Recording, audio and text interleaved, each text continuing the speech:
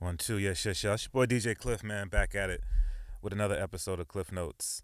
It's the podcast that features conversations with individuals making an impact on their community, man. We've had an opportunity to connect with a bunch of artists and activists and movers and shakers, and it's been really, really cool. Remember, there's a whole bunch of ways now that you can subscribe. Of course, you can subscribe through iTunes if you just connect with iTunes podcast catcher.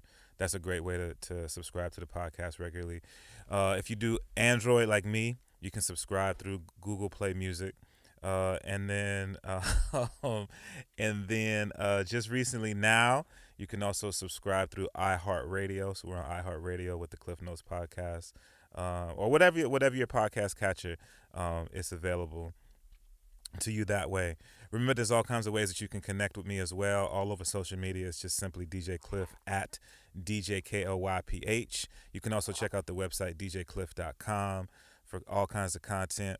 And then remember, you get to hear me every week live on 107.1 FM and 91.1 FM in the Portland metro area. Also streaming worldwide at www.xray.fm for Welcome to the Neighborhood every Saturday night from 8 to 10 p.m. Pacific Standard Time. So a bunch of different ways to connect. There's a bunch of stuff that's going on in Portland on the regular as well. Remember, every last Thursday, be sure to check out Mic Check. It goes down at McMenamin's White Eagle. It's a hip-hop showcase with resident DJ Trox Diesel, hosted by Star Child. And then there is also The Thesis that goes down every first Thursday at Kelly's Olympian. And then if you're into soul music, man, Soul Clap goes down every second Friday at the Mission Theater. So if you, like I said, if you in and around the Portland metro area, definitely something that you want to check out, look into for real, for real. This interview, man, is one that I've been working on trying to make happen for a minute. This cat came into the Portland metro area and really got connected with folk, and he's been a guest on Welcome to the Neighborhood on X-Ray numerous times, and has really just ingrained himself here to the local hip hop scene. And conversations that we've had an opportunity to have off air have been so engaging that I thought, man, I gotta get this guy on the Klyph Notes podcast. So without any further ado, my man, let him know who you are. Yo, Brookfield Duece, from East Oakland, California / Portland, Oregon. What's good, up? V? How you doing? I'm good, man. I'm good. Yo, thank you so much for taking some time out your busy schedule to do this. Oh, for sure. By the time this airs, you will have had an opportunity to bless the stage once again in Portland as a part of the Portland Institute of Contemporary Art Time-Based Art Festival on Welcome to the Neighborhood Live. So let me say a thank you, my man. Oh, for sure. For rocking the set. It's so cool. Everything that I do, I try to do to support artists and give artists a chance to, or give people a chance to see the artist. So I'm very, very grateful for you taking the money to do that, man. It. I was just thinking about the list. I haven't got a chance to listen to Omega Watts yet. Oh, bruh. But I seen that he's a DJ. Bruh. Yeah, he's going to do a DJ set. Yeah. He's going to do a DJ set. Yeah, like his production and emceeing is definitely on point. But yeah, that's dope. But yeah. I'm pretty familiar with Maddie. I was like, that's gonna be cool. Mm-hmm. And I was tripping because I was like, should I do like a hip hop set, right. or should I do what people know? Yeah. You know what I mean? I think I'm just gonna go with the people know, because if I do the same thing, then we kind of have the same sets all the way through. So I want to mix it up and make sure that people get a little bit of everything. That's what's up. So That's what's up. That should be pretty cool. Well, yo, let's go back, man. I mentioned it, and you mentioned it as well. You hail from Oakland, but now you're calling Portland home. For sure. I want to give folk a bit of your background, your history, as an MC, as an artist. Just letting folk know how you got started in this game. Yeah. I actually got started doing talent development. My little brother Danny from Sobrani, he was incarcerated for a couple of years, and he would call my phone, and he was like, listen to this rap I got while I'm in jail, and he would let me hear the rap, and I'd be like, man, that's dope. You got to do something with it when you get out. You can't just be getting in trouble all the time. And he was like, I'm trying to figure it out, but I don't really have nobody to help me with it. And you're like the only one that accept my collect calls all the time. And I was like, well, I'm gonna figure something out for you. And at the time, I wasn't even rapping. I was just running around doing bad stuff that I shouldn't have been doing, and not paying attention, to how life's supposed to be taken care of. And I met a couple guys in Berkeley, C major and duct tape. They still mess around with the music stuff today, but um, kind of got with them and built a studio situation. Yeah. And he got out of jail the first day. He got out of jail. I picked him up, went straight to the studio the first day, and he started recording this album that ended up being The Lion's Den. Okay. If anybody got a chance to go on iTunes, search it. Danny from Sobrani, Lion's Den. It's a dope little project for somebody who was really a teenager, Yeah. went to jail during high school, missed all of high school in jail, Yeah. came out and just told his story on a CD. It's pretty dope. Yeah. And for a couple years I was doing that, and being around it, it make you like, well, let me start writing, Right. Right. and I started writing a couple lines here and there, and lines turned into a verse, and I always kind of knew how to like put words together because my cousin from New York taught me how to rap, Mm-hmm. and I just kept sticking with it in terms of being in love with the culture, and instead of just kind of looking at it from afar, I dove in, and I ended up doing like a tape slash album situation in like 2004. I'm kind of dating my age right now, but this was like 2004, 2005, Yeah. and I had like a little half deal with like Warner Brothers. Mm-hmm. It was a very bad situation.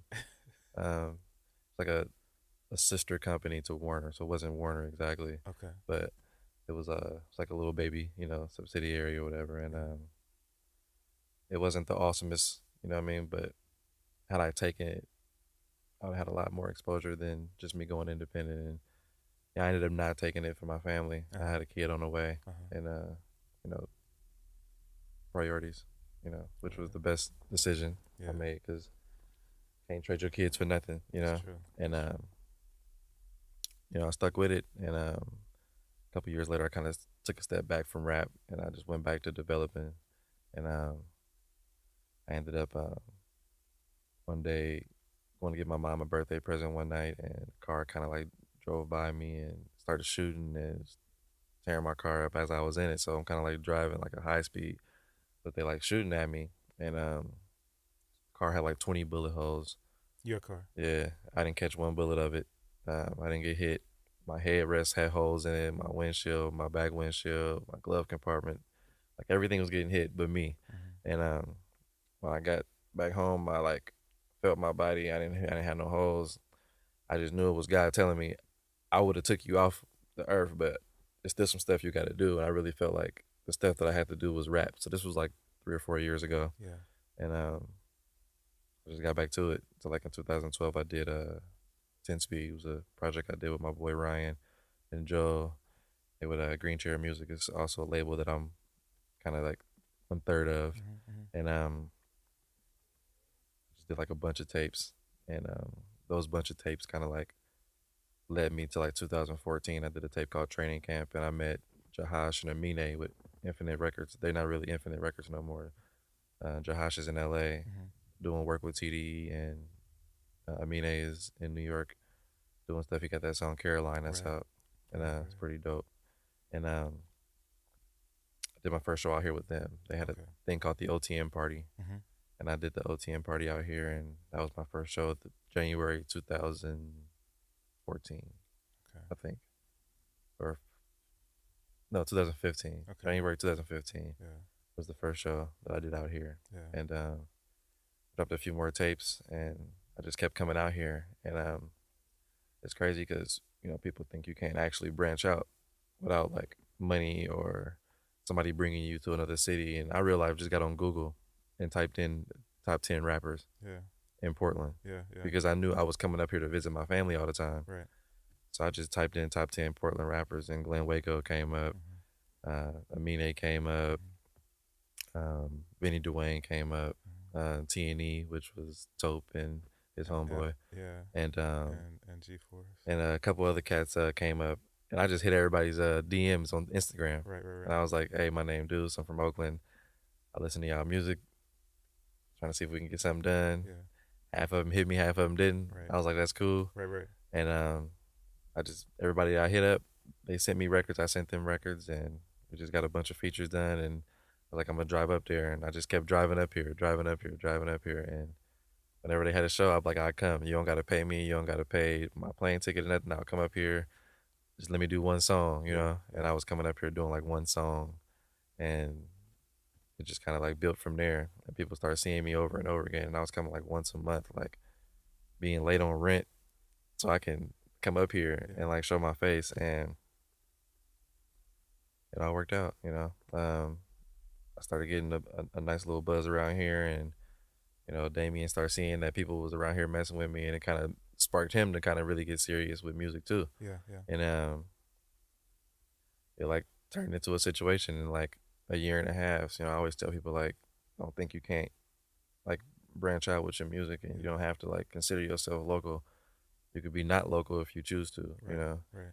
And it kind of like all happened for me in a matter of like 2 3 years of just getting shot at and realizing like you're here for a reason. Yeah, And I just felt like the reason was for me to like really tell my story and tell people a story that couldn't speak for themselves instead of trying to show somebody else how to do it. It's kind of hard yeah, when you don't have credentials. I know it's a lot of artists that have people that are on in a corner and they really have their best interest, but they don't have accolades mm-hmm. to prove that you know what you're talking about. Yeah, And it's tough because there's so many people that's experts yeah. that's not really experts, Right, you know. right, right. So I had to like get some accolades Mm-hmm. so somebody can listen to me. So I know like eventually I don't want to do rap forever. Yeah, I want to eventually move back into like development and executive role, but I needed to prove that what I'm talking about is Bible, like right, it actually works. right. So I had to go out and prove it. So this whole like last couple of years been the prove it. Yeah, You know what I mean? And the prove it for me was only supposed to be like a stepping stone to get to the executive, and now the prove it is turned into like my thing now. Like I'm actually good at it, yeah, yeah, So yeah. kind of working out. So the executive thing, I have to take a back seat for a minute, but I'm here, That's out what's here up, doing man. music. That's what's up. And it's crazy that, oftentimes I think just in life we talk about it takes sometimes significant things, oftentimes tragic things Yeah. to make people change their thinking or just change what they're doing. Obviously, it feels like you have a spiritual background, a Oh spiritual yeah, for basis sure. that you live off I of. grew up in the church. And then to have that, have that speak to you that way, the first thing that you think about is, all right, God, what you got, what you trying to Yeah. tell me. Um, Oh no, I got it immediately because I know it's so tough. Like per capita, Oakland is top 5 yeah, almost every year in homicides, and the area that I live in is the cops call it the kill zone. Like so concentrated, like coming up, you'd have like 150 murders in a year on a city that only has 300,000 people. yeah, You know what I mean? That's a large percentage when you think about half of the 300, 400,000 people right, being kids or elderly, yeah, and then the other half being not inner city. mm-hmm. Then you're really looking at 50,000. Yeah, You know what I mean? yeah, yeah, So if every year you're losing 100, 150, 200 people out of 50,000, you're taking large chunks of your community away. right, You know what I mean? yeah, And there is no middle age to reproduce for the kids. yeah, So then you end up with no kids in the yeah, community. Then yeah, all the elderly die, and then there's nothing left in the city. So it's really like a almost an endangered species situation brewing. You know what I mean? When you look at so many people that are getting killed, by their own people. So So how does that coming up in that situation, and how does that impact your art? it impacts it a lot. I feel like there are a lot of people that can't speak for themselves. My mom, even my grandmother, they would tell me like, if you have a gift, it's something that was given to you by God. So you have like an obligation to, spread that around. I think anybody who's ever met me can probably, testify. I'm not a stingy person. I've probably given everybody I came across something. You know what I mean? Even if it was just some words, but I've always came with something in my hands to give before I've came with an empty hand to take. You know, so And that ain't that look for all the listeners out there. That's not just some some speak. That's truth. I've had an opportunity to witness that on a number of occasions, and it does come across as generosity too. yeah. It doesn't come across as buying your way in. Oh no, not at all. Yeah, it comes Yeah, across as genuine generosity. yeah, Like I have a heart. I have yeah. a heart for this. Cause it's tough. It's tough in Oakland. It's tough to walk into somebody's city and ask for acceptance Mm-hmm. based on your work, Mm-hmm. because they don't have to do it at all. You know what I mean? So whenever I'm walking in, it's like I come in peace. Right. You know what I mean? Right. You know, it's always I come in peace, and let me prove it to you that I'm not, you know, with the shadiness, because there's a lot of people that come and they try to infiltrate people's cities, and they with the shadiness, Right. and then you get a situation where it's like, man, the city was cool until that one guy from so and so came around, Yeah. and now it's like dangerous, or now it's like people doing shady business, or now it's like, you know, I feel like the city, you know, no like shade or disrespect to the city. I just felt like a lot of the artists didn't really have their way in terms of the bigger picture. Mm-hmm. You know what I mean? Mm-hmm. Like the scene was brewing and it was dope, and there were a handful of artists that had it figured out, but because of the other artists, it was slow in the process. You know what I mean? Mm. In terms of the fans, it was slow in the process because they just didn't know. It was ignorance more than, you know, anything else. And so like when I come, I always like talk to like fans, and I've been known to like stop my show and like call a fan out for like not paying attention or talking while like somebody's rapping, even if it's not me. Like it could be somebody else on stage, and before I start, I'll be like, "That was disrespectful what you did to my man before I got on." Yeah. You know what I mean? Like people really put their blood, sweat, and tears in this music and this art, and if you actually paid to get in here, it's disrespectful to pay to get in somewhere to see somebody but actually don't see him. Yeah. You know what I mean? Like Kendrick was a local before he was Kendrick. Yeah. You know what I mean? So we have to treat all of these people that are on stage like they are potentially going to be somebody tomorrow, because believe it or not, the artists, they remember these people, and then they'll see you in a couple years, and then you'll be like, "Yeah, let me get this." And it's like, I remember when you was in the show not paying attention, or you had something to do, quote unquote. Yeah. You couldn't make it all those times. You couldn't Right. make it, and now you're like, let me get some free tickets. Right. You know what I mean? So, Right. you know, it's just everybody has a place in the culture. The fans have a place, the DJs have a place, the artists have a place, the venues have a place. And if people want their city to like turn into something, everybody has to do their part to make the city like turn into something. It's not just one person's job. So you make a strong statement, and a statement that I think is valuable, but you're doing that at this stage of your career. You're doing that from the perspective of an artist, Right. which is to me extremely brave, because you take the risk of people being like, "What?" Kanye.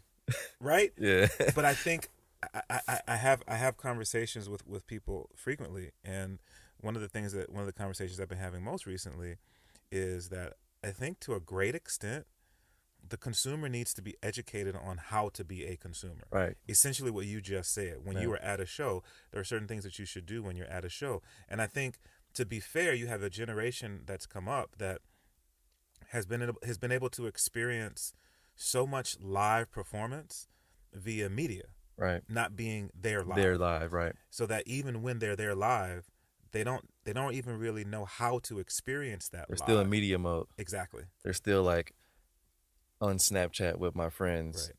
So we're here. Right. You know what I mean? But the definition of it being, you know, lit, so to speak, Right.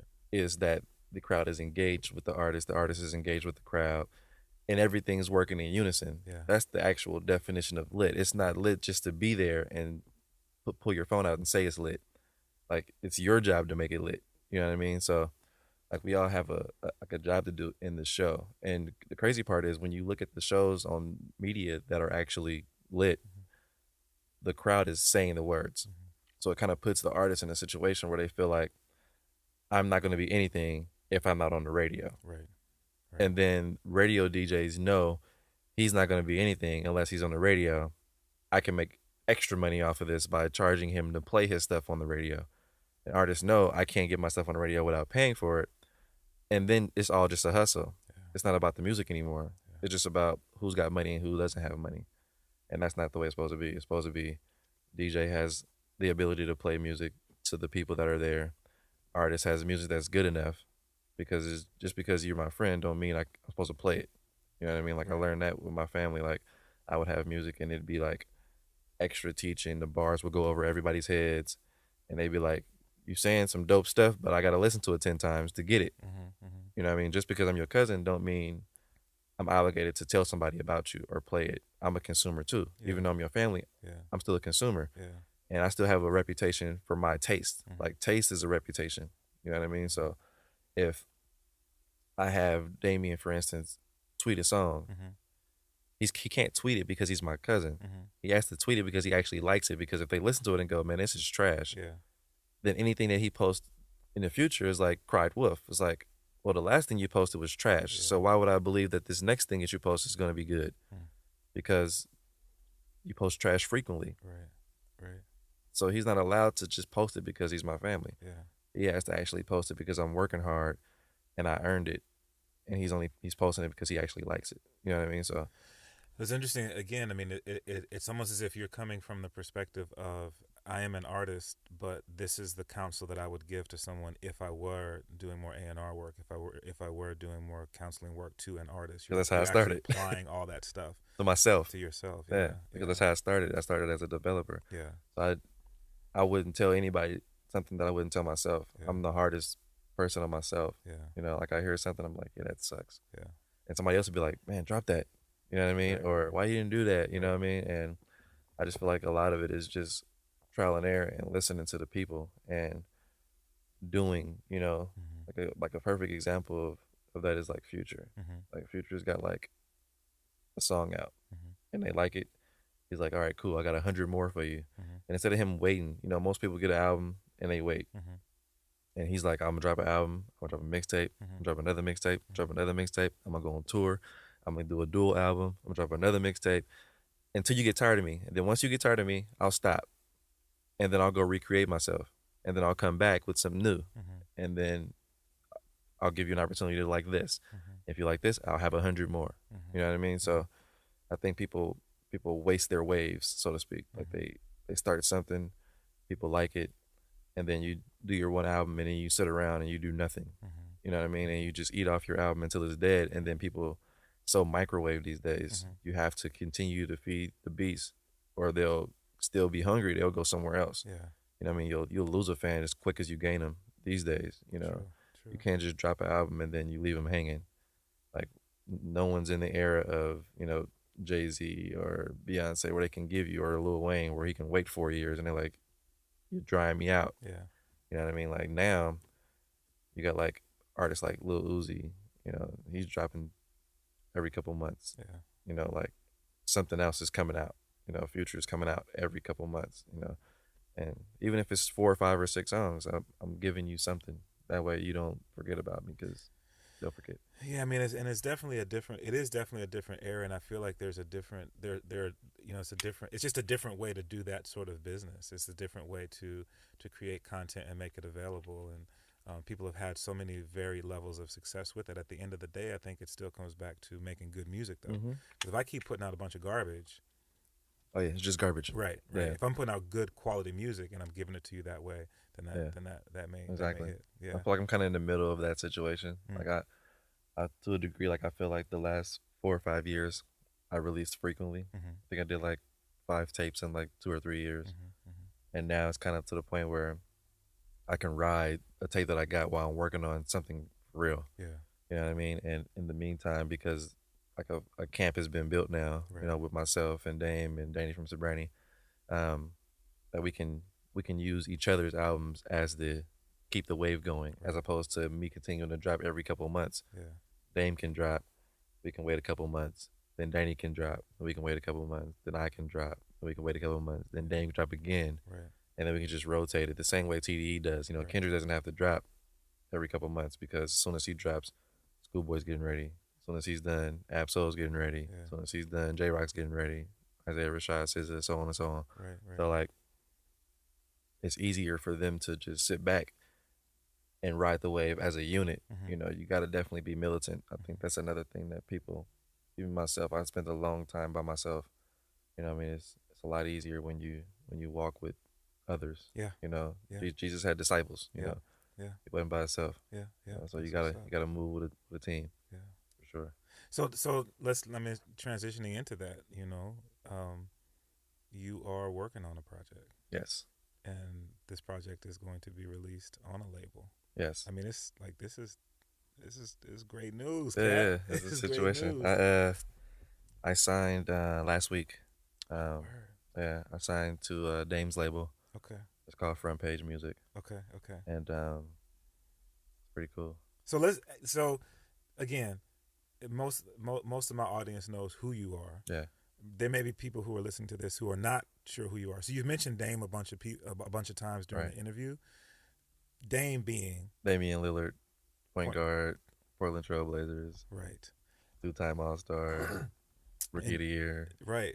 I mean, the Yeah, list goes on from a basketball standpoint, right. but then he's also shown his growing success as an artist, as an Yeah, MC. Dame Dollar. Exactly. Yeah, So Dame's got a label. You signed. You hmm signed last week. yeah, Um, and so the idea of being in this city, like you said, and growing in this city, um, and having this foundation as an artist, as Brookfield Duece in this city. I mean, it's all a great situation, right. as Dame is here as Yeah, well. Um, and the label is Portland-based. It's not an Oakland-based label. that's It's, so dope. it's based here. So That's so dope. yeah, It's really cool coming from the perspective as a curator of music and a radio DJ. It's cool to me to see that there are more more urban labels coming up in Portland. yeah, Just had an opportunity to attend the first Portland Black Music Festival, and that was one of the things that they talked about. right. That there are now, you've got FM Beats Galore, you've got Be Speak Love, you've got Airst, you've got Front page. Front Page. Yeah, There's some other labels here, Liquid Beat, that are really providing this platform for the artists here. right. Humble Beast Records. But the cool thing is that now you've got these Portland-based labels, and some of these labels have artists who are on their labels who are not necessarily just Portland artists, not just Portland artists, but they're not necessarily Portland artists, and so you're expanding that reach Exactly. of this Portland scene, which Right. is just dope. Super dope. Yeah, it makes it where people go. That's what's going on in Portland. Let me get up there. Right. It's tough because like majors, they try to skip the city. Yeah. They try to, well, they're just a couple hours from Seattle. Let's do it at the Key. Right. You know what I mean? Instead of coming to do it at the Moda, and we're trying to figure out how we can make it where people can start doing stuff at the Moda and the Coliseum, Yeah. and making this a city that majors decide they have to stop at. Yeah. Like Yeah. Kanye's not coming to Portland. Yeah. He's going to Seattle. So if Yeah. you want to see Kanye, you got to go to Seattle. Like, Yeah. it's enough here. It's enough money here for you to come to Portland and stop in Portland. Like, why should Portland have to go all the way to Seattle to see somebody that they are fans of? Yeah. Like, you're calling the Portland fans inferior to your situation in terms of, is it worth it for me or not? You know what I mean? I think it is. I think that there's an arena that can hold you, and I think that the fans will come. Yeah. From the bottom of, Oregon, the top of California. It's a Yeah. lot of people that are like from Shasta and Redding, even Sacramento, that they can't make it to a Bay Area show, that they will come up, to Portland. That's It's what's up. a lot of people in the Bay Area that's all they talk about now. Yeah. I know, I'm pretty sure you guys can tell. It's like so much traffic now. Yeah. These are all California people Yeah. Yeah. messing the roads up. Yeah. Well, but and it's crazy though, because the truth of the matter is, I remember several years ago I was talking to some local artists, and I was like, well, what is the Portland sound from your perspective as an artist? And a lot of people mention that there's a connection several years ago, 10 years ago, to Portland artists and the Bay. So that connection Yeah. has been there for a minute. And it's great to see that continuing to grow into this next generation of Yeah. artists who are coming up. Yeah, I was talking to one of my homeboys. I won't say who, Mm-hmm. but we were like, "What's the Portland sound?" He was like, "Trucks." Truth be told, man, Trox is produced for Trucks Trox Diesel, Trucks is man. Portland sound. Exactly, man. Small Yeah. hands, big slaps, for real, Yeah. for real. Trucks is big. Trucks is Portland sound. But Yeah. I know there's a new wave of youngsters that are doing music. It's a guy I heard I like. His name's Boca. Mm-hmm. Another guy. His name's Kamara Slim. He has a homie named A Russ. Okay. It's a couple cats, and it'd be crazy because if they listen to this podcast, they won't even know I listen to these guys. But Right. like, I listen to them. That's what's up. And it's a couple cats, man, that's doing some stuff, and I pay attention. Yeah. Yeah. I think that guys that are like maybe on a little bit of a higher level, no disrespect to the ones I just named, but like a Mike Capes, Yeah. he would fall into the trucks sound Right. of Portland. Yeah, You know what I mean? yeah. But I do know that there's a trap a trap situation going on in Mm-hmm. Portland. That's definitely dope too. Yeah. I kind of find myself in the middle of trap and hip hop lyrical, Yeah. Yeah. more Yeah. street conscious with energy, Yeah. So I'm kind of like trying to glue everything together where Yeah. Portland is just Portland as opposed to new Portland versus old Yeah. Portland or whatever. I think that we're still a little bit you know toddler Mm-hmm. to be trying to separate it Mm-hmm. because that's how the city never gets on. Yeah. I was Yeah. talking to my boy about how hard it is to kick the door open, and it's like 10 top rappers in Portland. When the outside world looks at you, they just see the scene. Yeah. They don't see 10 separates. Right. They see all of you guys as 10 guys in the ocean. You're all handcuffed together. And like if we're all handcuffed, then that means my right arm is the other guy's left arm. And if we're all swimming to the boat to get on, I have to move my right arm as he moves his left in unison. Mm-hmm. Then on my other arm, the other guy has to move his right arm with my left arm in unison. Mm-hmm. So if we're swimming in the water, it's a lot tougher for all 10 of us to swim in unison to get to the boat. Mm-hmm. It'd be a lot easier if we unhooked the strong swimmer Mm-hmm. and said, "You go by yourself. We'll all push you Mm-hmm. to get to the boat. Once you get to the boat, you throw the life raft out, and then we can all pull in." Yeah. You know what I mean? Like you got Nelly and you got the Saint Lunatics. Yeah. You got T.I. and you got Grand Hustle. Yeah. So it's like it's easier for one person to get pushed. You know what I mean? Yeah. Like to this day, if I ever walk around, somebody asks me, I'd say push capes. Yeah. You know what I mean? Like that's the guy to push. And then once he gets on, then he can throw it back to Portland and everybody can get in easier because the door's open now, and make it where it's a major situation for the rest of them. Even in terms of DJs, I feel like there's a lot of DJs out here that have the ability to kick the door open. I'm always speak for my homies, so I would say that Dre Slaps will be the one to be pushed in terms of DJs. I feel like I've seen a lot of DJs, and he's not like a scratch DJ where he's just doing hip hop and scratch, Mm-hmm. and you're seeing him as a DJ because he scratches, Yeah. or just a DJ that actually plays the records. You know what I mean? He's Yeah. actually a DJ that plays the records, has the ability to scratch, but he also is deeply embedded into the artist that he DJs for, so he knows the words Yeah. to your songs. So Yeah. he's like performing with you. So you don't need a hype man because he's your hype man, which in that sense is Yeah. how DJs on the road look like. They know the stuff like Future, but you also know Esco Yeah. because Esco is deeply embedded in the music that he's producing, as well as DJing. So I think that for pushing purposes, I think that Dre Slaps would be, the DJ to push, and I think that the artist to push would be a Mike Cape situation. It's cool. It's an interesting perspective because I think historically you can look at areas who that was the formula. Find that artist from that region, push that artist, Get behind him. and get behind them and do what you said. And I think that then that region's sound can develop right. from that.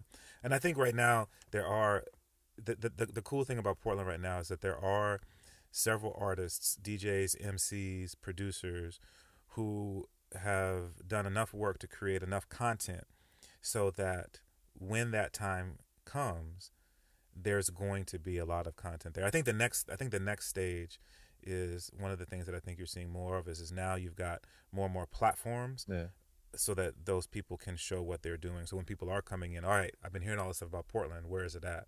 Then there are places where people can go and they can see all of these different, and I always use the term subgenres of the music. Yeah. I want to get back a little bit to your project though. Okay.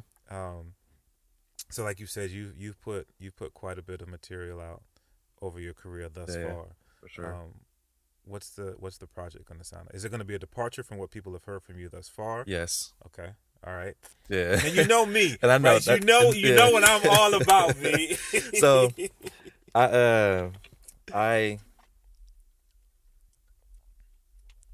I've always done stuff just on my own. And like I said, I feel like it's a lot easier to move militant than to move by yourself, and you walk out there into the field and you're by yourself. It's only a matter of time for somebody to pick you off. But when you army, you might get got, but we might still win the battle because we're deep enough, So I never pick my direction. This is a fun fact about my music. I never pick my direction. I always just do whatever comes to me. I put the music on the table, and I put like 10 or 15 people in a room, and I go, listen to these songs. Where do you think I should go? And they go, hey, that song was cold. Hey, that song was cold. Hey, use this one. That one's dope, but I don't know yet. You know what I mean? Mhm. Or I don't know if we have that covered. You know, so lately I've been writing for stage. So Mhm. everybody that's been picking stuff's been picking for stage. But now that we're like actually working on a project for real, it's actually going to be like a mainstream situation. People are going to hear it outside of Portland and Oakland, and videos will be done. It'll be actually blogged up. It'll be MTV'd up. Mhm. It'll be where it's supposed to be now. Mhm. So, once you make your first impression on the world, you kind of got to stick with it Yeah. until you get to a level where you can, reinvent yourself. So the consensus so far Mhm.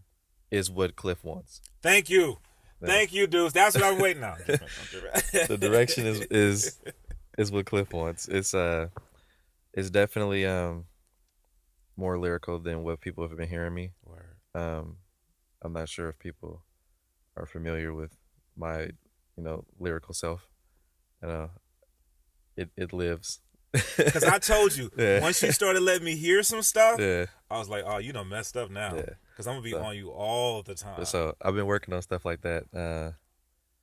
It's very reflective. Yeah. It's very like I was this and now I'm this, Mhm. and I used to do this and now I do this, Mhm. and you can do this because I did this, Mhm. and if my son hears it, he can go, "That's my dad," Yeah. as opposed to, "Yeah, my dad raps. He does this, that, and the third." Right. You know what I mean? Like Right. he can hear it and go, "I don't really understand it now." At 12, but when I get 16 and 17, Yeah. this might be everything I need to become a man. Yeah. You know what I mean? So I've been kind of working on stuff like that and actually just being more transparent. I feel like transparency is a major tool that artists don't use. Mhm. They do more cloak situation where they tell you these things and then you see them in real life and you're like, that was a lie. Yeah.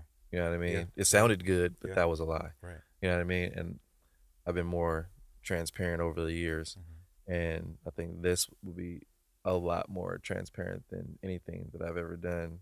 Wow. Like a lot of truths. Yeah.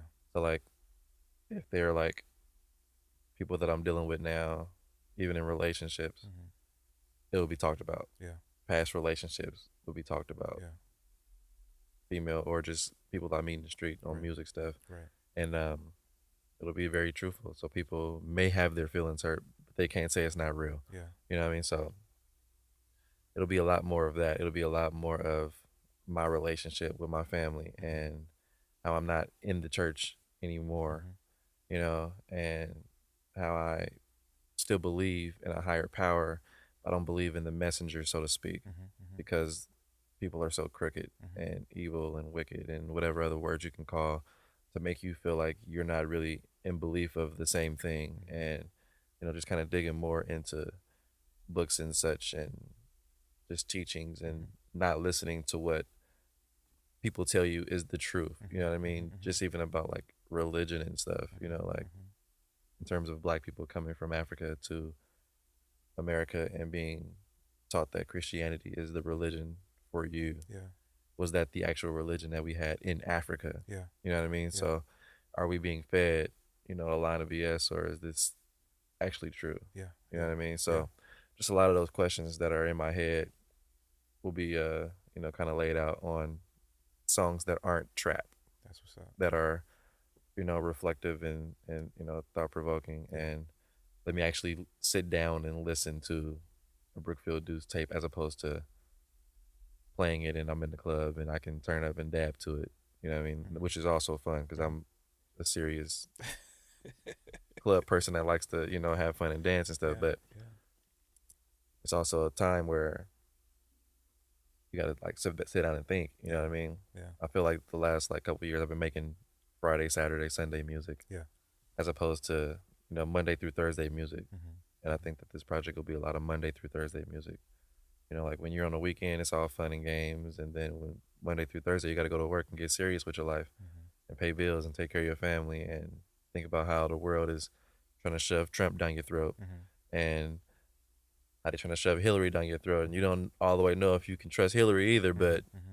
you're picking the lesser of two evils situation right now with this election. So it's kind of like those things are in the project as opposed to hey everything's peachy Mm-hmm. because the world ain't peachy right now. There's a Yeah. lot of stuff going on Yeah. that people need to hear, and I feel like if you have a platform to speak, people will listen. It's your obligation to give people the right information, or not even the information if you don't know it all, but just the stuff to put on your mind and think about, because otherwise you're just kind of wasting the platform. And I think that again, history shows us that those artists who, I mean, everybody who knows me knows how big of a golden era fan that I am. I mean, that was my era of hip hop. Yeah. De La Soul just released their first album in 11, 12 years. Cat's been in the game for over 25 years. Right. That doesn't happen No. unless you're making music that is timeless. Right. Exactly. And I think, I mean, and I love the example that you gave. I think the music when you're only making music for Friday through Sunday, Yeah. that's short term. Yeah. When you're making that music that's more in depth, that stuff that you can look back on and say, okay, I can reflect on that because there are conversations being had in the songs. It's not occasional. Exactly. Yeah. Weekend music is occasional music. Right. I listen to it at the club. I Right. listen to it on the way to the club. Right. But then when I'm done with my club life, I'm done with you. Yeah. You know, I get older.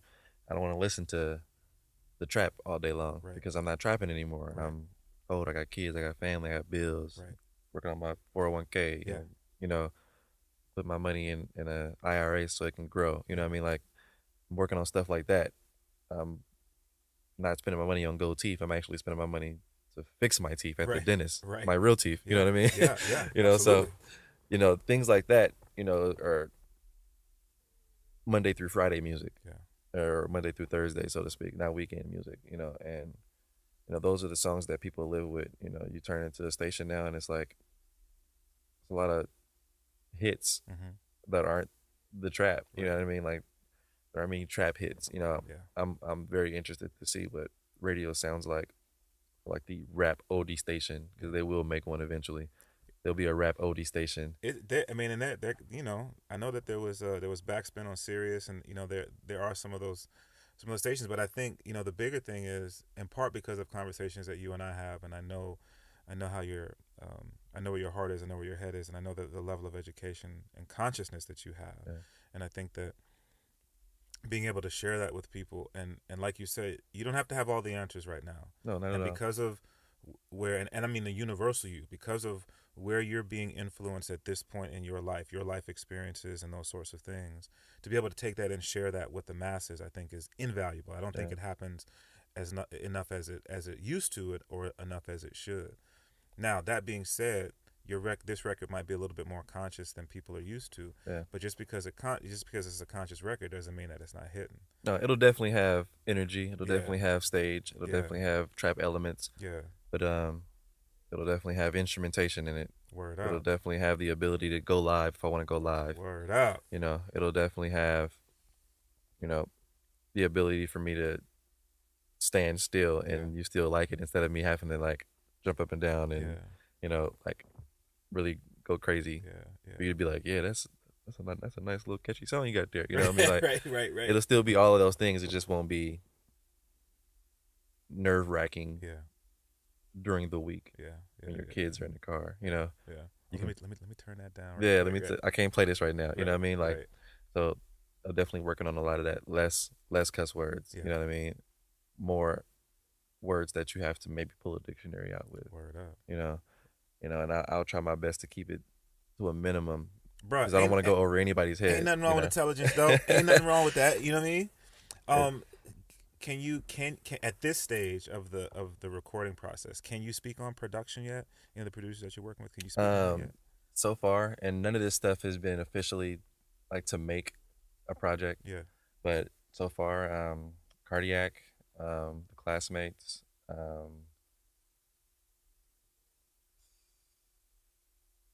Like from Pac Div, Okay. Dre Slaps, Of course.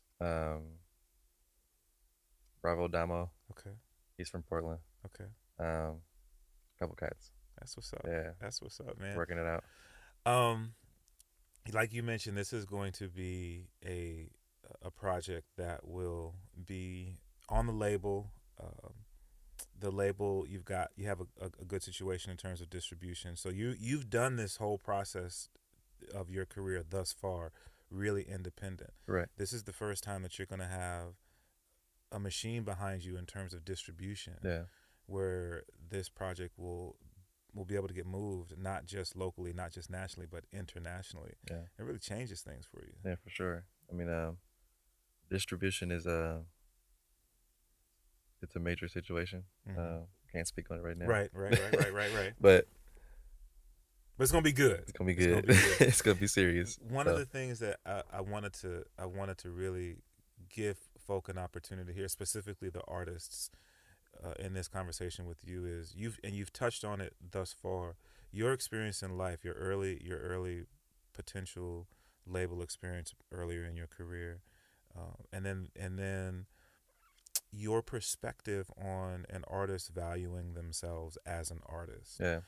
When you're a young person coming up and you're really doing this for the love of music, and then an opportunity presents itself for you to share that music through performance or whatever the case may be, oftentimes, let me just jump at that opportunity to share my music, and that's enough. Yeah. And for some people, that's fine. For some people, that's great, because I really want to do this just because I love the music. For some people, their goal is to maybe do this as a career and to reach a wider audience. Exactly. You now use your situation as someone who's made these connections with artists to really educate people on valuing themselves, and not devaluing themselves. Right.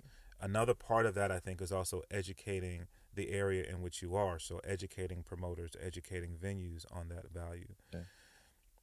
That's a difficult sort of mindset change, I think, for a lot of people. So how do you change that? How do you educate people to value themselves, and then educate those payers in your value? Yeah. I mean, you just got to keep speaking on it. Yeah. I mean, when you're an adult and you find a nice lady and y'all have a kid, you take two cells and they multiply, and then it turns into another human.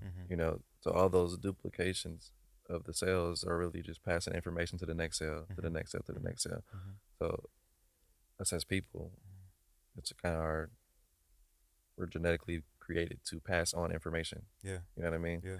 Stuff that I teach my son, he'll pass on to his kids when I'm gone. If I don't tell him anything, he doesn't learn anything, and he doesn't have the ability to teach anybody, and then our human race just goes to nothing. Yeah. So we have to pass on information. Yeah. I'm not going to be rapping forever. So it's dumb for me to hold on to the game. Yeah. I got to tell somebody else, especially the youngsters out here. I see a lot of the youngsters that's rapping. I'm like, this is what you do. You know what I mean? Like, I'm old out here. You know what I mean? In terms of being a rookie, because as many songs as I ever did, I'm 34. Yeah. I'm a rookie, in the game. And it's not so old, because when Grinding came out with the Clips, they were 32. Yeah. You know what I mean? Yeah. Tish Hyman, she's 33. Like, she just dropped. She's a rookie. Yeah. But, so being at this age isn't a bad thing if you're going to come out now. Right. You know what I mean? But you can't be 40 being a rookie. Yeah. You got to drop immediately. You got to get to a situation. I told myself that if I made 35 without being where I needed to be, it was just going to be strictly executive.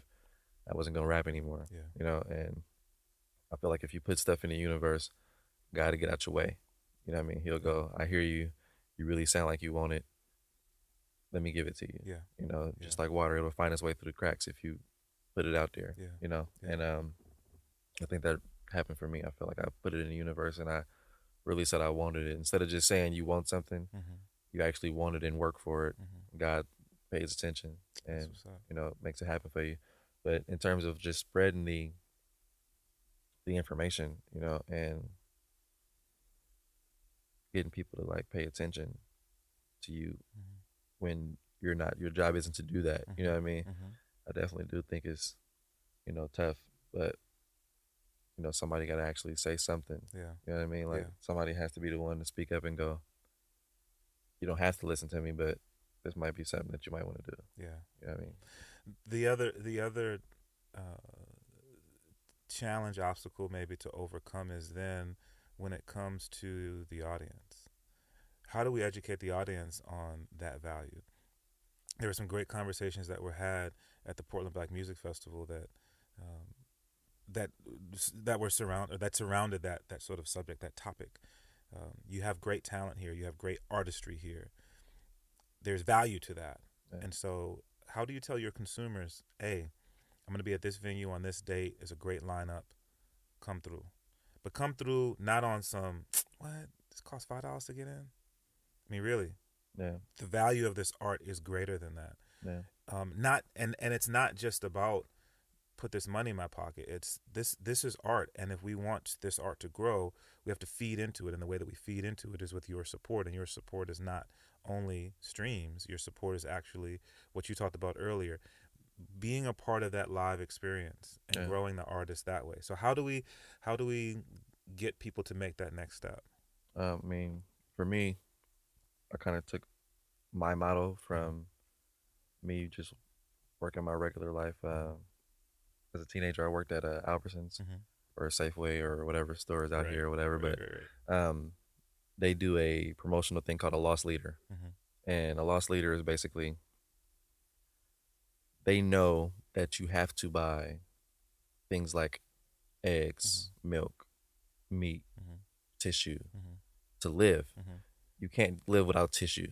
You know, it's third things that you don't even think that you need every day, but you need tissue to live. You know what I mean? And those are the things that are always on sale. Eggs, milk, tissue, meat. There's always a sale. You go in, it's always the white tag, and then there's a yellow tag under. You got to buy it. And you go into this grocery store, and the tissue is on an end cap. It's in the front. You can see it. It's big and bold and bright, and buy this tissue. You're like, okay, I need this tissue. You grab the tissue, and then you start making your way to the meat. But the meat is all the way in the back of the store. The eggs are all the way in the back of the store. The milk is all the way in the back of the store. Now you grab your 4 things that you need. You got tissue, you got meat, you got eggs, you got milk. But you have to go back to pay for it. Now you're walking past cookies, chips, soda. You're walking past all the stuff you don't need. And then you end up with $100 in your basket. So I feel like to get people to like buy your stuff, you have to do the same things that the rest of the world are doing. The rest of the world is doing. They are mindlessly buying into you without knowing, because you're using a loss leader. A loss leader would be like a single, or I'm doing a show, and if you come, I'll give you a free pair of Adidas if you buy a raffle ticket for $1. Oh, let me tell y'all, I saw that happen. Actually, I saw 2 free pair of Adidas given out on the same show to be correct. But go ahead. So I'll buy a pair of Adidas for $100. I'll sell raffle tickets for $1, and I'll tell PDX Mission that I'll give them the money. And they can give it to the homeless. Or I'll buy toothbrushes and stuff and give it to the homeless. You know, over there on like Southwest 3rd over there by Dante's Pizza. It's a bunch of people that are like homeless over there. They need toothbrushes and toothpaste and stuff just like everybody else. They need socks too. It's always raining. It's cold out here. So I'll take those $1 raffle tickets, and I might make $50 on the raffle tickets because people don't believe it's real until they see me handing shoes away. You know what I mean? And then I lost $50, but I actually gained every fan in there. They were like, man, he really came in here and gave away a pair of shoes. I might have got Dame to autograph them for free and give them away. So now you got a pair of autographed Dames that the shoes cost $100. He autographed them. Now they're worth $300 or $400 online. All you spent was $1. You came in for $1 pair of shoes, and you got Mike Capes rapping. You got Dre Slaps DJing. You got me rapping. And now you walk away with a bunch of different artists that you like, and you really just came to get a pair of autographed Dames. You know what I mean? That's the definition of a lost leader. I came in for one thing, and I got a whole bunch of other stuff. And then they see you, and I'm the first one there. I'm not so rapper where I have to be in the back where I can't see the show. I'm a fan too, so I'm in the crowd. I'm making noise. I'm in the front row for all the other artists, and then I'm coming out, and then I'm expecting the same people that I was just cheering for to stay for me. And a lot of times they leave, and I'll call them the next day like, hey, that was dope what you did last night, but then you left. What's up with that? And they'll be like, oh, I had to cut. And I'll be like, well, let me explain something to you. and then I'll go, this what I did, this. I would expect the same thing from you, and you cool. I like your music, but if we gonna build this as a city, this what I need from you. And they'll be like, I respect that. And then the next time I see him, they'll stay. Yeah. It might not be for me. It might be for the next artist that they perform with. Right. But then now we're building actual show culture instead of showcase culture. See, showcase culture is I get 10 rappers to come perform in a club, and when they get done, they leave. They take all their fans with them. Yeah. And then when the headliner ain't really a headliner, he's performing for nobody. Right. Because everybody who started before him, they all left. Like, that's not how it goes. If we're making Mike Capes the headliner, all the other people should feel blessed to be on the stage with Mike Capes, to the point where they tell them and their friends, I'm performing with Mike Capes. Right. And I'm going to stay to watch Mike Capes Right. because I might be able to learn something as an artist. I might be able to get my show better if I see what he's doing. And then their fans go, I came to see so-and-so, but I just stayed and I seen so-and-so. Might not even been the headliner. It might have been somebody after my guy. And I was like, man, yeah, that guy's dope too. And now I'm Googling him. Now I'm SoundClouding him. And he's getting more plays because he's doing shows, which is the definition of trying to expose yourself. You do shows so you can get more fans. But Right. when we're doing showcases, I'm not getting fans because everybody's leaving. That's disrespectful. So as a promoter, I have to tell people who come to my shows, don't leave. I had to pay all these guys. You know what I mean? Right. As a venue, don't leave because my bar is suffering when you leave. You know what I mean? As other artists, stay because I want them to stay for me. Right. As a DJ, stay because I need to DJ all of these people. Right. Right. And now we're building a culture. You know what I mean? So I think things like Lost Leaders help breed that, because I'm not giving these shoes away until the end. Right. Right. Yeah. You got to stay Yeah. and see all these other rappers. Yeah. And I'll give them away when I go on stage. Yeah. You know what I mean? And then now you're like, man, I came to see Duece and I seen so and so. He was dope too. And I would expect you to get off stage and go immediately to the crowd. You get there first, you leave last. That's how you become a better player, better artist, a better whoever. It's always the first person to get to the locker room and the last person to leave the locker room who ends up being the leader of the team. I'm pretty sure Tom Brady don't leave early. Right. He stays the whole time. He's there first to show the other quarterbacks this is how you become a good quarterback. You stay, you watch film, you stay after, you lift weights afterwards, you show the other guys how to deal with their equipment and how to be a professional. You know what I mean? And everybody gets better after that. Then it's like, I wonder why the Patriots are so good. These players aren't good when they leave New England, but they're only good on New England. They're only good because they have a leader. Right. They have somebody that's showing them how to get it done. You know what I mean? So boss leaders, I think, are awesome. If it's something that you can give it, even if it's just information, because it'll come back to you if you are genuine with what you're given. And That's what's up. I don't care about the money.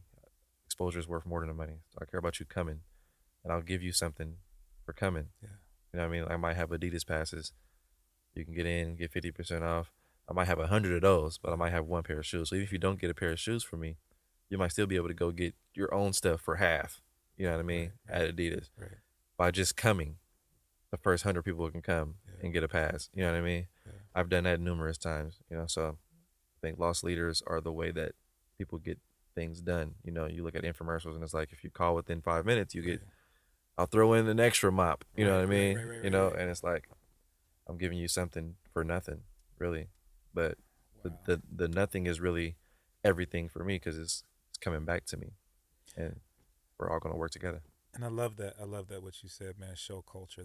I think that's so important. It's so valuable, and it's something that I think we should all work to try to continue to build into. So I definitely appreciate that. You have obviously you have a lot of stuff coming up here.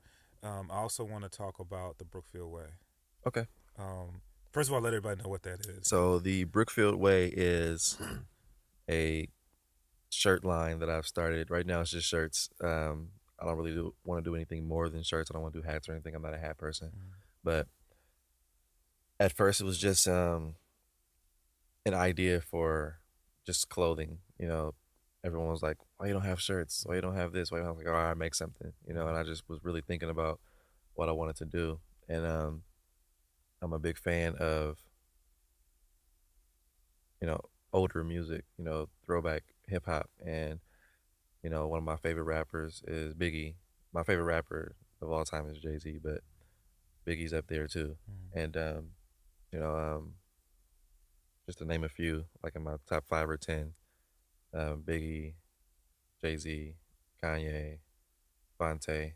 I'm not sure if people know who Fonte is. If you don't know who Fonte is, Google Fonte. Yeah, man, come on. If y'all don't know who Fonte is and y'all listen to either Welcome to the Neighborhood or you listen to my podcast, then I'm doing a disservice. So I just, but like there are lines that like Fonte has, and Jay Z has, and Biggie has, and this particular shirt was a play on a Biggie line. It's Mm-hmm. like "Spread love is the Brooklyn way," but I actually wrote "Spread love is the Brookfield way," Mm-hmm. and it kind of played in a dual capacity because if you're from the neighborhood where I'm from, same as where Dame is from, Mm-hmm. and a couple other our cousins are all from Brookfield, Mm-hmm. and it's all love. We're not trying to like hate on you. We're all trying to focus on our dreams and get money and just spread love. Mm-hmm. Don't come around here hating, And it just started off as one of those things like don't be a hater, Mm-hmm. just spread love because Yeah. it's better to show somebody love than to hate on them because that's how people die, Right. And me and my boy Duct Tape, we worked on the design, and it kind of worked out because my name's Brookfield Duece, so it's almost like spread love is my way, Right. you know what I Right. mean? Right. Right. Right. But it's really just from my neighborhood, and that's the reason my name is Brookfield Duece in the first place, is because I want to speak for people who can't speak for themselves, and first and foremost, speak for my neighborhood. So it's Brookfield Duece. A Gotcha. lot of people in Brookfield that name themselves Brookfield something. Mm-hmm. So it's not like just me. It's like an ASAP situation. It's like a bunch of people named Brookfield something. Yeah. Yeah. And I did a couple of shirts, I think like 50 or 100 a year ago, and I just did black, and they sold really fast. We had a Brookfield picnic that we do every year. We give away backpacks to the kids and school supplies, and we do performances for the people in the neighborhood, build a stage, speakers, everything, barbecue. Fire department comes out and grills for us. We had a zip line this year, Oh, word. and we have like the black cowboys come and have horses for the kids to get on horses, and face painting, and barbers come do free haircuts. Like a big situation in the neighborhood, and everybody can come, and it's all free. And I sold like all 50 to 100 of my shirts at the picnic. This was 2 years ago. Okay. And then this year, everybody was like, "Are you gonna do the shirts again?" So I only did 50 this time. Mm-hmm. And then, but I did multiple colors, so I did red, black, and white, Okay. and they sold in like 2 days. Yeah. And instead of me like flooding the streets, I want to keep it, real boutique-ish. I don't want to flood it where it's like Walmart. It's like everywhere. You know what I mean? Like it's kind of not exclusive anymore when Yeah. you see it Yeah. all over the place. Yeah. It's kind of like a motto I took from Adidas. They like sell like 10 Yeezys Yeah. in the world. And Right. like they sell like 100 NMDs. Right. Not sure if any sneakerheads listening to you, but Oh, any yeah. sneakerheads know what an NMD is. Absolutely. So Absolutely. Yeah. it's kind of funny because they got NMDs at the store right now, and it's not supposed to be like that, but they got NMDs right now. Yeah, we might have to At have the a ES. conversation when I turn the recorder Yeah. off. So if anybody's a sneakerhead, go to the Adidas store like That's what's today. up. They That's got what's up. NMDs. Okay. But yeah, like the shirts kind of like started selling themselves almost, and people were kind of like, "You should just make that a line," Mhm. And I was like, "You know what? That's kind of a good idea," Yeah. And I'll just have them on me, and I'll sell them in the neighborhood now. Right. But eventually, it'll be like show merch, That's what's up. So That's what's up. right now, it's just the Brookfield Way design. I have a couple other designs that I won't say Mm-hmm. because I know how the universe works. You put it out there, and it'll mindlessly be used by someone else. Yeah. Um, not like a biting thing, it's just how it happens. Yeah. Like you might have an idea for a song called Pull Up. You'll write it, you'll record it, but it won't be mixed and mastered. Yeah. If you wait long, someone else will put a song called Pull Up out. Yeah. And you'll be like, "Ah, Yeah. Yeah. I had a song just like this." Yeah. You know what I mean? Yeah. And it's only because you put it in the universe. Yeah. You know what I mean? So when you do something, you just got to go all the way, be prepared, and finish it, Yeah. and then put it out. Yeah. I had a meeting with Dave Free, and he was like, "Turn your iron on and sit on it." And I was like, "No, I'm not sitting on this." He was like, "Why won't you sit on it?" I was like, "Because it's hot." And he was like, "Exactly. You don't sit on nothing hot. If you got a good idea, you release it. You don't sit on nothing. That's Huh. that's good enough. Huh. Sit on nothing hot. You release it. Yeah. You let it go. Yeah. Yeah. Because even if you don't have the finances and the promotion for it, Yeah. if it's good, it'll go where it needs to go. It'll be like water. It'll get through the cracks if it's good. You know what I mean? Like you'll find out soon enough if it's not good. That's deep. So That's deep. I Right said, there. you're kind of right about that. Yeah. And I started dropping it. I started releasing it. If anybody said it was hot, I was dropping it. Yeah. I wasn't waiting, Yeah. So, quick, small advice for anybody that got good music. If you think it's good and all your friends think it's good, it's hot, don't sit on it. Just let it go. Let it go, and see what happens. Yeah. You know what I mean? Even if it don't go nowhere, it could be old to Portland, it's new in New York. Right. Keep pushing. Right. You know what I mean? So, yeah, just right now it's just the one design. It's just the Brookfield Way. It's black, white, and red. People have been asking me to do a gray. It has a rose strip on the bottom. It's for love and roses, but it's also a rose for Portland. Yeah. So I made sure I want to incorporate Portland and Oakland in my neighborhood in the shirt design. That's what's up. So it's a rose strip across the bottom, and the strip is for spreading love, but it's also for Portland. No doubt. And yeah. No doubt. Chopping over Brookfield Duece, man. Thank you so much, bro. Oh, for sure. This was really, really good. So many gems that you dropped. And this is gonna be one people gonna have to go back and listen to 2 or 3 times. Yeah, I to hope get so. It all, you know what I mean? Gotta listen. I'm accessible. I was getting ready to say you're really, really active on your social media. Right. I see you constantly interacting with people. I got to share this story, and I think you're cool with it because I feel like you shared it on the radio show. You had some of the They Sleep T-shirts. Okay. You were in Oakland. Okay. A young lady hit you up on Twitter. You guys were having a conversation on Twitter. She was having some sort of a celebration or some sort of an event. Okay. You drove up and put a T-shirt in her hand from Oakland. Yeah. So my point is, people connect with Brookfield Duece on social media. He definitely interacts with his fans out there and people who are just interested in what he's doing. So let everybody know how to connect with you on social media. So Instagram, Brookfield Duece. It's all one word, 2 D's. That's BROOKFIELD, and then Duece is actually spelled incorrectly. It's DUECE. When I was young, I thought I was fly and swaggy, so I used to say DUE like I'm due for some money. Right. You know what I mean? Right. It was DUECE, and it's still like that. But on my Twitter, because I got hacked, it's spelled correctly, DEUCE. So it's Brookfield Duece, one word. Okay. On Twitter. Instagram is Brookfield Duece, spelled the wrong way. Snapchat is Brookfield Duece, spelled the wrong way. Yeah. Facebook is Brookfield Duece, spelled the wrong way. If you Google me, either way you spell it, it'll come up because no one's named Brookfield something. Right. So it'll be the first thing that pops up. Okay. Pandora, Spotify, Apple Music, it's all Brookfield Duece. So that's what's up. Yeah. Hit my DM. I reply to everybody. Follow me. I follow everybody back. I'm not one of those people that don't follow you back. Yeah. I'll follow you back. I'll be looking at your snap. You'll be like, he's looking at my snap right now. I'm absolutely looking at your snap. You know what I So mean? be careful what you put out there. I'm absolutely liking your pictures on Instagram. I'm watching. It's not a fake person or someone holding my phone or my account and they're liking stuff for me or replying on Twitter. It's actually me. So that's what's up. Definitely hit me up. I talk back. That's what's up, man. Brookfield Duece. Can't wait for the album. Really looking forward to it when that drops. This season. Okay. That's what's season. up. It comes out before the season's over. That you can put it out there now, V. So we looking for it. No date, but it'll be out before the season's over. Okay. Yeah. So how long is the basketball season? It's over. What, in like May? I guess we'll call it June because we're definitely going deep into the playoffs. So I was gonna say you gonna include the playoffs in that too? Yeah, because we're going. What do you mean? No, I'm saying in terms of your album, that just gives you more time to put it out. See, I see what you doing. Man, we got a good team, man. We got Dame, we got CJ, we got Evan Turner, we got Chief back, we got Mo Harkless back. We got a good team, man. I think the Blazers are top 4 team in the West right now. Bro, they're so deep. Yeah, it's stupid how deep this team is. I think it's gonna be good. I think this season's gonna be very interesting. I think that I'm not sure if anybody plays video games, but like I used to play Madden a lot. And used to do like a fantasy draft. Yeah.